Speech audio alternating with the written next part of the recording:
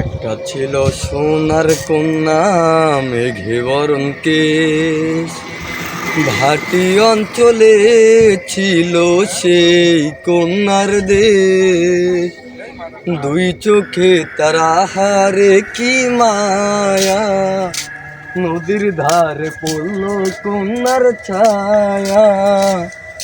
আমি তাহার কথা বলি, তাহার কথা বলতে বলতে নাও ডরাইয়া চলি।